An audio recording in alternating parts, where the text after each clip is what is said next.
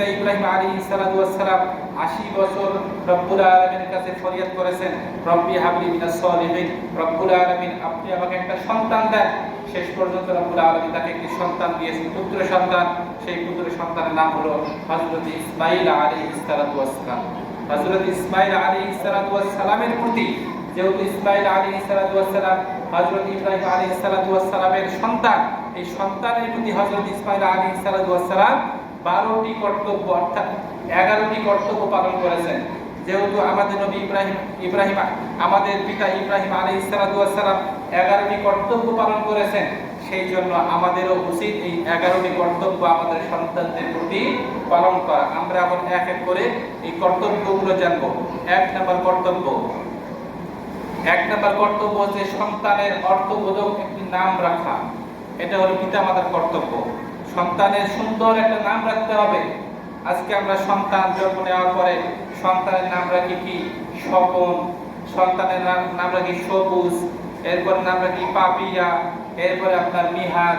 হ্যাঁ, যত প্রকার নিকৃষ্ট নাম আছে, যদিও বা এই নিকৃষ্ট নামগুলো শুনতে উচ্চারণ করতে একটু ভালো লাগে, কিন্তু উচ্চারণ করতে যদিও বা ভালো লাগে, আপনার এই অর্থগুলো সব থেকে নিকৃষ্ট এবং নিকৃষ্টতম এবং জঘন্য। কিন্তু আপনি আমি আজকে অর্থের দিকে না তাকিয়ে এই নামটা উচ্চারণ করতে ভালো লাগবে, নামটা শুনতে ভালো লাগবে, এই জন্য আপনি আমি নাম রাখি মিহাদ। কথা বলি ঠিক কিনা? এই দুনিয়াতে অনেক মানুষের আমাদের অনেক ছেলে সন্তানদের আমরা নাম রেখেছি মিহাদ, কিন্তু মিহাদ শব্দের অর্থ হলো জাহান্নামের সবচেয়ে নিকৃষ্টতম জায়গা। আপনি যদি আপনার সন্তানকে এই মিহাদ নামকে ভালোবেসে মিহাদ নামটা উচ্চারণ করতে সুন্দর তাই বলে আপনি যদি মিহাদ নাম রাখেন, তাহলে তো আপনার সন্তানের এই ইব্রাহিম আলাইহিস সালাতু ওয়াস সালামের আমল অনুযায়ী উনি যে 11টি কর্তব্য পালন করেছেন সেই অনুযায়ী তো আপনার জীবন পরিচালনা হচ্ছে না, সেই অনুযায়ী আপনার জীবন পরিচালনা হচ্ছে না। এই জন্য আমাদের সকলের উচিত আমাদের সন্তানদের প্রতি সুন্দর একটি নাম, অর্থবোধক নাম রাখা। 2 নাম্বার, হযরত ইব্রাহিম আলাইহিস সালাতু ওয়াস সালাম 7 দিনের মধ্যে আকীকা করেছেন। 7 দিনের মধ্যে আকীকা করা সুন্নাহ। 7 দিনের মধ্যে আকীকা করা সুন্নাহ। জীবনের মধ্যে আপনি 25 বছর বয়সে আকীকা করতে পারেন, 7 দিনের মধ্যে আকীকা করা সুন্নাহ। জীবনে আপনি 20 বছরে করতে পারেন, এটা জায়েজ আছে, কিন্তু 7 দিনের মধ্যে আকীকা করা কি সুন্নাহ। এখন আমরা অনেকে যদি মনে করি যে আমার সন্তানের বাবা বাইরে আছে, ও না আসলে মানে আকীকা করব না, কিন্তু এখানে বাবা থাকা সুন্নাত নয়। বাবা থাকা কি সুন্নাত? না, বাবা থাকা সুন্নাত নয়। 7 দিনের মধ্যে আকীকা দেওয়া সুন্নাত।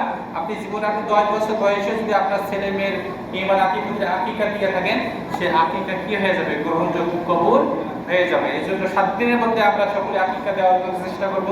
কেননা আল্লাহ পাকের হাবিব সাল্লাল্লাহু আলাইহি ওয়াসাল্লাম বলেন, যদি কোনো ব্যক্তির সন্তানকে এই দুনিয়ার জমিনে আসার পরে 7 দিনের মধ্যেই যদি আকীকা দেয়, তাহলে ওই সন্তানের উপর থেকে শয়তান মানে জিন শয়তান, যেমন আমাদের মানুষের মধ্যে কিছু শয়তান আছে, এই জিনদের মধ্যেও কিছু কি আছে? শয়তান আছে। এই শয়তানদের আসর এই জিন শয়তানদের কুদৃষ্টি তাদের সন্তানদের উপরে পড়ে, যাতে করে এই আকীকা দেওয়ার কারণে সে দুনিয়ার যাবতীয় বালা মুসিবত থেকে মানে দূরে থাকতে পারবে। এর জন্য আমাদের সকলের উচিত 7 দিনের মধ্যে আকীকা দেওয়া। 4 নাম্বার, আমার সন্তান দুনিয়ার জমিনে আসার পরেই সর্বপ্রথম তাকে পবিত্র কুরআনুল কারীম শিক্ষা দেওয়া। কেননা আল্লাহর হাবিব বলেছেন, তালাবুল ইলমি ফারিদাতুন আলা কুল্লি মুসলিম, যিনি ইলম শিক্ষা করা প্রত্যেক মুসলমান নরনারীর জন্য ফরজ করে দেওয়া হয়েছে। আমার সন্তান দুনিয়ার জমিনে এসেছে, আমার সন্তানকে আমি আগে কোরআন শেখাচ্ছি না। আমার সন্তানকে কোরআন না শিখিয়ে আমি এবং আপনি আমরা সকলে অনেকেই দুনিয়াবী শিক্ষা নিয়ে ব্যস্ত হয়ে পড়েছি। কথা বলেন ঠিক কিনা? কিন্তু সর্বপ্রথম আমাদের উচিত আমাদের সন্তানদেরকে পবিত্র কুরআনুল কারীম শিক্ষা দেওয়া। আজকে আমাদের সন্তানগুলো আদর্শ সন্তান হতে পারছে না, এর পিছনে একটাই কারণ, আমাদের সন্তানগুলো কোরআন থেকে দূরে সরে আছে। আমাদের সন্তানগুলোকে আমরা কোরআন শিক্ষা দিচ্ছি না। কোরআন শিক্ষা না দেওয়ার কারণেই আমাদের সন্তানগুলো কোরআনের সঠিক জ্ঞান তাদের মাথার মধ্যে না থাকার কারণেই পিতা মাতার সঙ্গে আজকে বেয়াদবি করতেছে। কথা বলেন ঠিক কিনা? যদিও বা কোরআন শিক্ষা করতেছে অনেক সন্তানদের পিতামাতা শিক্ষকদের সঙ্গে খারাপ আচরণ করে। কথা বলে ঠিক কিনা? আমার সন্তানকে আমি আমি আমার সন্তানকে কোরআন শিখাচ্ছি, আমার সন্তানের জন্য 50 টাকা মাস, হ্যাঁ 50 টাকা মাস আপনি বেতন দিচ্ছেন, দিতে দিতে আপনার 3 মাস বাকি। কয় মাস বাকি? 3 মাস বাকি।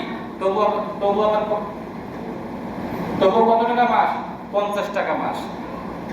আর আপনি আপনার সন্তানকে এইভাবে কোরআন শিখাচ্ছেন না, এই মাত্র 50 টাকার জন্য, 100 টাকার জন্য, 200 টাকার জন্য আপনার সন্তানকে আপনি কোরআন শিক্ষা থেকে বঞ্চিত করতেছেন। অথচ আপনার সন্তানকে আপনি বাংলা প্রাইভেট পড়াচ্ছেন 300 টাকা দিয়ে, হ্যাঁ ইংরেজি প্রাইভেট পড়াচ্ছেন 500 টাকা দিয়ে, সেখানে টাকা দিতেও কোনো গায়ে লাগতেছে না। অথচ আপনার সন্তান যে কোরআন শিক্ষার জন্য 50 টাকা আপনি দিবেন, এই 50 টাকা আপনার পকেট থেকে বের হয় না। এবং এমনও সন্তান আছে, আমাদের সন্তান দুনিয়ার জমিনে আসার পরে এই সন্তানকে আমরা নিয়ত করি, আমার সন্তানকে আমি ডাক্তার বানাবো, আমার সন্তানকে ইঞ্জিনিয়ার বানাবো, আমার সন্তানকে আমি মাস্টার বানাবো। কিন্তু আপনার জবান থেকে তো এই কথাটা উচ্চারণ হয় না, আমার সন্তানকে আমি আলিম বানাবো, আমার সন্তানকে আমি আদর্শ সন্তান বানাবো, আমার সন্তানকে আমি হাফেজে কোরআন বানাবো, হ্যাঁ জাতির সামনে যেন কোরআন সুন্নাহর কথাগুলো প্রচার করতে পারে, এমন ভাবে আমার সন্তানকে আমি তৈরি করব। এরকম নিয়ত আমরা অনেকেই করি না। তো আমাদের উচিত এরকম নিয়ত করা, আমাদের সন্তানদেরকে কোরআন শিক্ষা দেওয়া। আমাদের সন্তানগুলোকে আজকে কোরআন শিক্ষা দেওয়া হয় না, আমাদের সন্তানগুলোকে আজকে গান শিক্ষা দেওয়া হয় 5,000 টাকা মাস। আমাদের এই দেশের মধ্যে এমন সন্তানের বাবা আছে 5,000 টাকা মাস দিয়ে তাকে গান শেখায়, যে আমার মেয়েকে আপনি গান শিখাবেন, আপনাকে 5,000 টাকা মাস দেব। কিন্তু আপনি কোরআন শিক্ষার জন্য এই 50 টাকা আপনার পকেট থেকে বের হয় না, অথচ আপনি গান শেখার জন্য, হ্যাঁ আপনি সেই গানের শিল্পীকে, যারা প্রশিক্ষক, আপনি তাদেরকে 5,000 টাকা মাস দিচ্ছেন। অথচ এই কোরআন শিক্ষা থেকে আপনার সন্তানকে আপনি দূরে রাখছেন, বঞ্চিত করেছেন। এগুলো ঠিক নয়। আপনার আমার সকলের উচিত আমাদের সন্তানদেরকে সর্বপ্রথম কোরআন শিক্ষা দেওয়া, কোরআন শিক্ষা দিয়ে এই কোরআনকে সহিষ্ণুভাবে আমাদের সন্তানগুলোকে শিক্ষা দেওয়া। 5 নম্বরে বলা হয়েছে 10 বছর বয়স থেকেই আমাদের সন্তানগুলোকে নামাজের আদেশ দেওয়া, নামাজ না পড়লে প্রয়োজনে তাদেরকে মারপিট করা। এখানে কেউ হাত উঠায় বলতে পারবেন যে আমার সন্তানকে নামাজ না পড়ার কারণে আমি 2 দিন কিংবা কয়েকদিন মারপিট করেছি? অনেকেই আমরা হাত উঠায় দেখাতে পারবো না, অথচ অন্য বিষয়ে মারপিট করা হয়। আপনি নামাজের বিষয়ে আগে মারপিট করেন, আপনি অন্য বিষয়ে মারপিট করতে হবে, এটা কোরআন সুন্নাহর মধ্যে নেই। আপনি আপনার সন্তান যে নামাজের সময় এই মোবাইলের মধ্যে যে ফ্রি ফায়ার খেলতেছে, আপনার সন্তানের পিঠির মধ্যে 2-1টা লাগে দেন, যেহেতু আপনার সন্তানের বয়স 10 বছর হয়েছে, আপনার সন্তানের উপর এই নামাজ মহান আল্লাহ রাব্বুল আলামিন ফরজ করে দিয়েছেন। আপনার ছেলে ফরজ ইবাদত বাদ দিয়ে আপনার ছেলে এই মোবাইলের মধ্যে গেমস খেলা নিয়ে ব্যস্ত হয়ে গেছে, সেই সময় আপনার সন্তানকে শাসন করুন। তাহলে আমাদের সন্তানকে নামাজের আদেশ দিতে হবে, নামাজ না পড়লে প্রয়োজনে তাদেরকে মারপিট করতে হবে, তাদেরকে হিকমতের সহিত কথা বলে, হ্যাঁ তাদেরকে বাড়ি থেকে বের করে দিতে হবে, এমন ভাবে মানে হুমকি দিতে হবে যে তোমাকে বাড়ি থেকে বের করে দেবো আজকে তুমি যদি আসরের নামাজে মসজিদে না যাও। এখন আমরা এই শাসন করবো কিভাবে? বাবারাই তো মসজিদে আসে না, কথা বলা ঠিক কিনা? আমরা কি এই শাসনের অধিকার রাখি? আমরা এই শাসনের অধিকার অনেকে রাখি না। কিভাবে রাখি না? আমরা আসর পড়তে আসি না, অনেকে মাগরিব পড়তে আসি না, তাহলে আমার সন্তান কিভাবে নামাজ পড়তে আসবে? আমার সন্তান তো আরো মদখোর গাঁজাখোর হওয়ার কথা। অনেকের সন্তান, আমাদের সমাজের কথা বলছে, অনেকের ছেলে মেয়ে মদখোর গাঁজাখোর হয়ে বসে আছে, অথচ বয়স এখন 20 বছর পার হয়নি। আমি কি কথা মিথ্যা বললাম? কথা একদম বাস্তব। 6 নম্বর বলা হয়েছে মেয়ের বয়স হওয়া মাত্র মেয়েকে বিবাহ দেওয়া।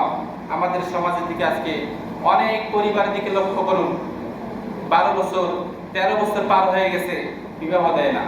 পালন করে 18 বছরের নিচে বিবাহ দেওয়া যাবে না, জেল হবে। কথা বলে ঠিক কিনা? আপনি কোরআন সুন্নাহর মধ্যে কোথাও দেখাতে পারবেন না যে 18 বছরের নিচে বিবাহ দেওয়া যাবে না। 6 বছর হলে বিবাহ দেওয়া যাবে, 8 বছর হলে বিবাহ দেওয়া যাবে। সে বিবাহের উপযুক্ত হলেই তাকে বিবাহ দেওয়া যাবে কিংবা বিবাহ দিতে হবে। এটা বাবার কর্তব্য। আজকে আমার মেয়ে বাড়িতে আছে, হ্যাঁ 20 বছর 25 বছর 30 বছর আমার মেয়ে বাড়িতে বুড়ি হয়ে যাচ্ছে, তবুও বাবার বিবাহ দেওয়ার কোনো পরিকল্পনা নাই।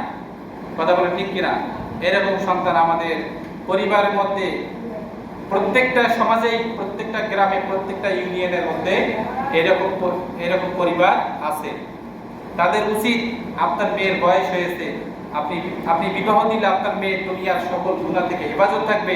দুনিয়ার দুনিয়ার সকল এই নফসের যে একটা যে গুনাহ আছে, যে যৌবনের যে একটা গুনাহ আছে, এই গুনাহ থেকে আপনার মেয়ে, আমার সন্তান হেফাজতে থাকতে পারবে। সুতরাং আমার মেয়ের বয়স হওয়া মাত্রই আমাকে বিবাহ দিতে হবে। হ্যাঁ, কোনো সমস্যা থাকতেই পারে, তাই বলি 30 বছর পর্যন্ত অপেক্ষা করতে হবে? এটা সম্পূর্ণ তাদের মনের শয়তানি। আল্লাহ রাসূল এবং সাহাবায়ে কেরামদের জীবনী পড়ে দেখবেন, তাদের জীবনের মধ্যে এই ধরনের কালচার কখনোই পাবেন না। 8 নম্বরে বলা হয়েছে, ছেলে মেয়ে উভয়ের প্রতি ধন সম্পদ সঠিক নিয়মে বন্টন করতে হবে। আমাদের সমাজ আজকে লক্ষ্য করুন, এই ধন সম্পদ, বাবা হজে যাচ্ছে, ছেলের নামে সব লিখে দিয়ে মেয়েকে বলতেছে, মা তোমাকে দোয়া দিয়ে দিলাম, তোমাকে দোয়া দিয়ে দিলাম, তুমি দুধ ভাত খাবা। এটা উচিত নয়। যেটা সঠিক নিয়ম, এই সঠিক নিয়ম অনুযায়ী মেয়েকে দিতে হবে, ছেলেকে দিতে হবে। বাবার সম্পত্তি আছে, 10 বিঘা জমি আছে, 10 বিঘা থেকে আপনার মেয়েকে আপনি 1 বিঘা দিলেন, আর ছেলের নামে আপনি 10 বিঘা দিয়ে দিলেন, মা তোমার জন্য দোয়া করে দিলাম, তুমি দুধ ভাত খাবা। এটা কি নিয়মের মধ্যে পড়ে? এই হজ আপনার কখনো কবুল হবে না। আপনার হজ এই সৌদি আরব জিদ্দার মধ্যে পৌঁছাবে না। কথা বলেন ঠিক কিনা?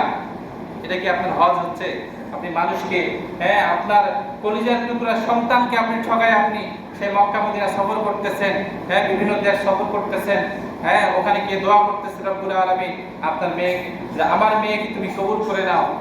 আল্লাহ রব্বুল আলামিন কি আপনার দোয়া কি কবুল করবে? আপনি তো বান্দার হক নষ্ট করেছেন।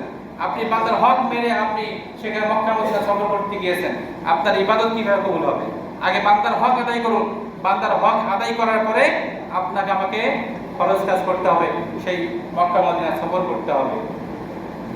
9 নম্বরে বলা হয়েছে, সন্তানকে কর্মসংস্থান তৈরি করে দেওয়া। সন্তানকে কর্মসংস্থান তৈরি করে দিতে হবে। আমার সন্তান ভবিষ্যতের জন্য কি করে খাবে? আমার সন্তানকে ভালো একটা পথ দেখাতে হবে। এবং 10 নম্বরে বলা হয়েছে, সন্তানের ভবিষ্যতের জন্য সুন্দর, মহান রব্বুল আলামিনের কাছে দোয়া করা।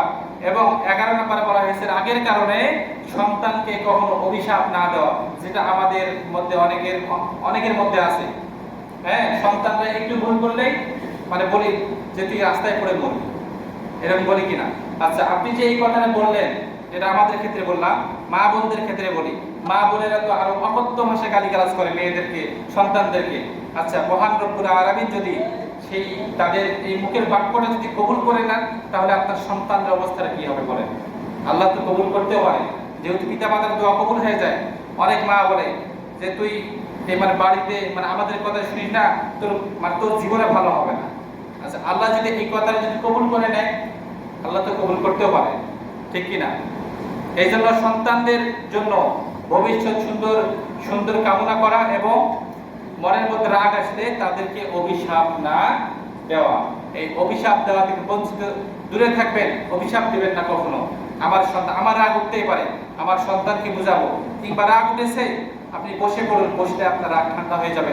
অথবা আপনি পরিবার থেকে বের হয়ে যান, তবু আপনার সন্তানকে রাগের কারণে কখনো অভিশাপ দিবেন না। আল্লাহ পাক যদি কবুল করে, তাহলে আপনার সন্তানের জীবনটা বরবাদ হয়ে যাবে, নষ্ট হয়ে যাবে। মহান আল্লাহ পাক রব্বুল আলামিন আমাদের সকলকে আজকের এই সামান্যতম এই আলোচনা, যতটুকু আলোচনা হয়েছে, এই আলোচনা অনুযায়ী আমাদের জীবন চালাবো। এই 11টি কর্তব্য আমাদের সন্তানদের প্রতি আমরা পালন করব। নামাজ না পড়লে সন্তানকে মারপিট করব এবং নিজে নামাজ পড়তে আসবো, অপরকে নামাজের জন্য আহ্বান করব। মহান রব্বুল আলামিন আমাদের